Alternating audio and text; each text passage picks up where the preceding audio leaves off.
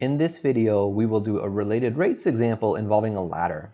So the question says, Hagrid, so it's a Harry Potter problem, Hagrid leans a 15-foot ladder against a wall of his hut. Grop starts to pull the top of the ladder up at a rate of 3 feet per second. Initially, the top of the ladder is 4 feet off the ground. How quickly is the foot of the ladder moving toward the wall after 2 seconds? Okay, so we have this information. Let's talk about how we'd solve it. So this question sort of talks about something happening initially and how high up the top of the ladder is initially, but then ultimately asks something about like, well, how quickly is something moving after 2 seconds? So let's draw two pictures. One for what's happening initially, and then one for what's happening after 2 seconds. And I want to keep in mind that ultimately this question is asking about, well, how quickly will something be moving after 2 seconds? All right, so I want to begin this problem by drawing a picture. So I could draw a wall, I could draw the ground, and then we have this ladder that's leaning against the wall. Okay, so I'm going to draw a ladder that's leaning against the wall. Okay, and I'm going to label this angle, because this is a very nice angle, a right angle here. Okay, and I know the length of the ladder. I know that that's 15. It is not changing. Because it's not changing, I don't need a variable for it. I can just put that constant there. Okay, but the top of this ladder, so the top of this ladder is going to move, because it says Grop starts to pull the top of the ladder up. So that is going to move up. Okay, so that means that vertical length, this vertical length is going to change. Maybe I'll call that y.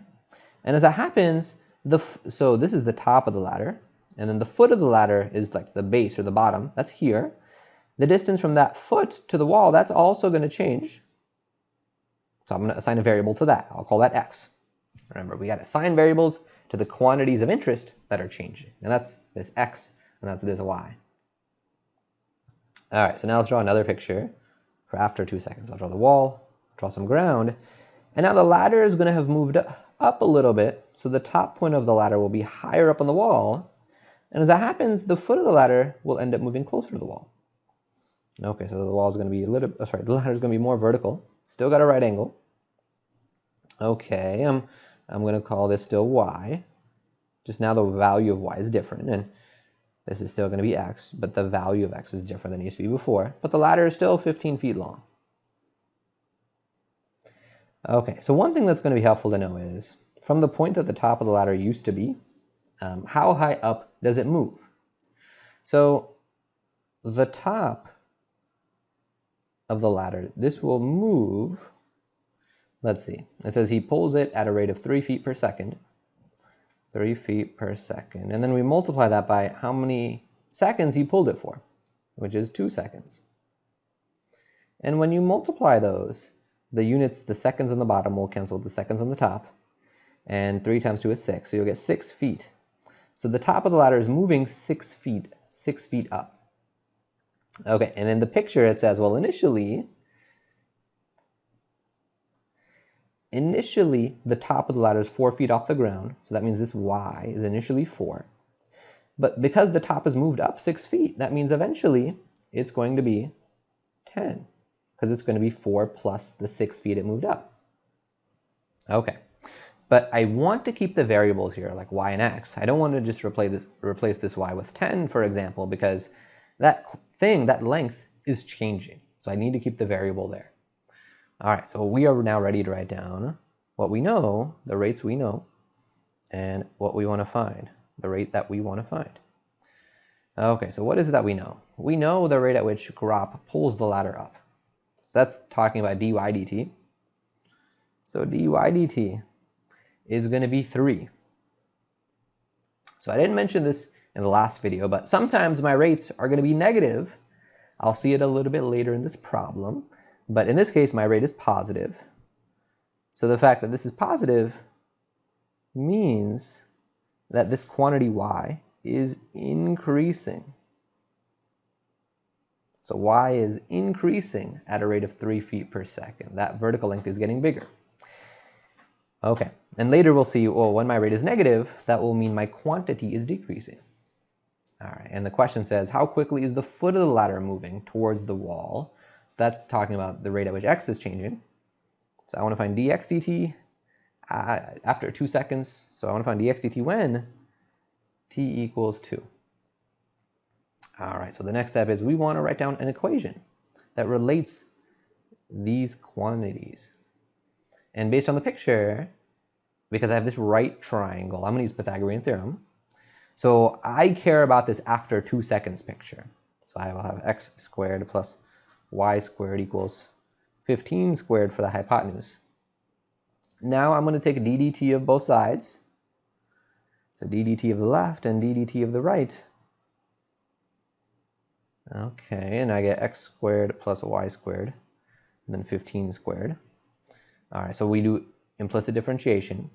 d dt of x squared is going to be 2x first, but then I do chain rule and I multiply by the derivative of x, which is dx dt. Similarly for y squared, we'll get plus 2y times the derivative of the y, which is dy dt. And the derivative of 15 squared, that's going to be 0, because 15 is a constant. So 15 squared is going to be a constant. So one very important thing about this. When I have my equation, I can't plug in for variables that are changing until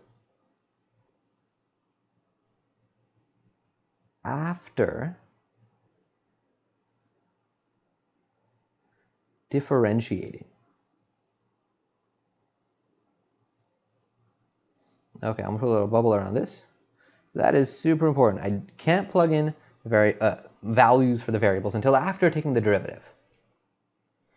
And to explain why, let me just talk about a kind of related example. Imagine I had a function like f of x equals x squared, and I wanted the equation of the tangent line